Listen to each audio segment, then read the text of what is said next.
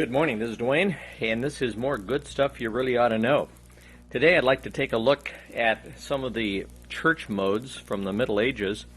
These are modal scales that you may have heard about. They're coming back into vogue now in a big way, especially with the fusion groups. Fusion is a style of music that lays somewhere between jazz and rock and is quite sophisticated. And a lot of those fusion guys are using a lot of these scales, these modes, these church modes to get unusual sounds and improvising on them. So it would be well to just get kind of familiar with them.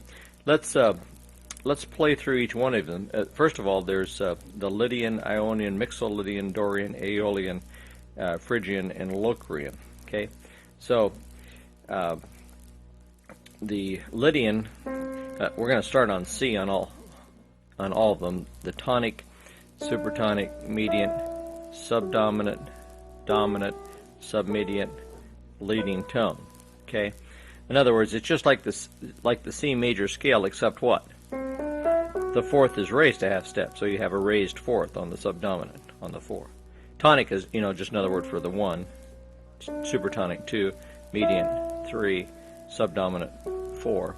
But this is a raised fourth, dominant, submedian, leading tone. Okay, and then of course the octave or the tonic, back to the tonic. Okay, so the Lydian is just like the C scale, except what? Except you raise the fourth, right? Ionian is the C scale. Okay, so no difference there, but that was just one of the church modes that was used, and that's equivalent to our major scale.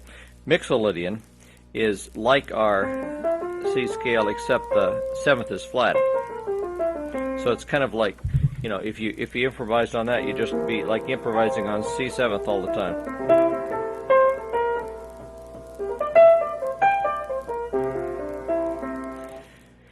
Dorian is like a minor 7th. In other words, we have a flat 3rd and a flat 7th. So if I was going to improvise on that, I'd play C minor 7th in my left hand, because you say I have the root, the flat 3rd, the 5th, and the 7th, the stack of thirds.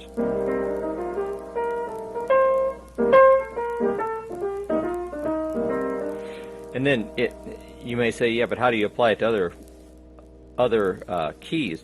Well, it's exactly, mathematically exactly the same. In other words, if my left hand's playing a minor 7th chord in C, then any other minor 7th chord I play would be based on that Dorian mode, wouldn't it? So I could move up to there, in any minor 7th chord I chose. I could just improvise off of. See that? Aeolian is, I'll play it C, D, E flat, F, G, A flat, B flat, and C. In other words, lowered 3rd, 6th, and 7th. Like the Dorian, except it has that tighter sound. So when I improvised on it, I'd probably want to play that A flat in the left-hand chord.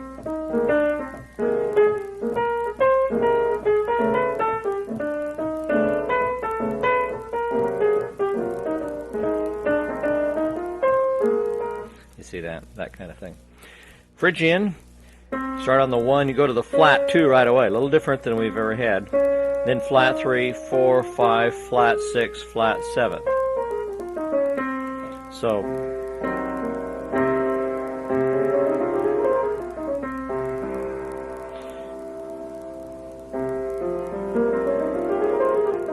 yeah, I'd probably, for a chord, I'd probably use it like a suspension. I'd probably voice it in fourths.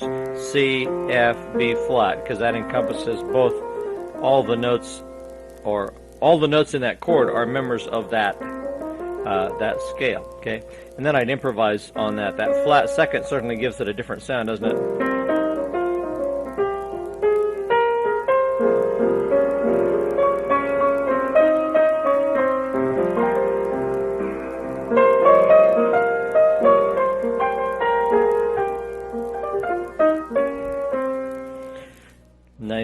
Nice kind of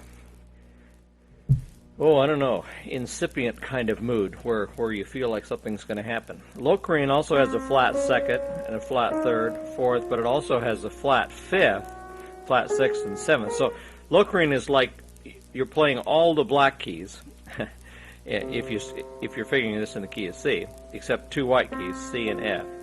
So the root and the fourth are normal, but the rest are all flatted. So that's kind of nice because you don't have to worry about which black keys to use. You can use them all, right?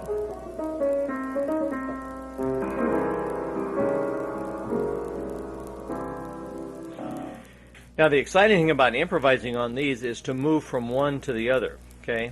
In other words, you start on, say, Locrian and move to Mixo-Lydian for the bridge of a song, or the Ionian or the Lydian. You know, you change modes, and that changes the feeling when you change the mode, doesn't it?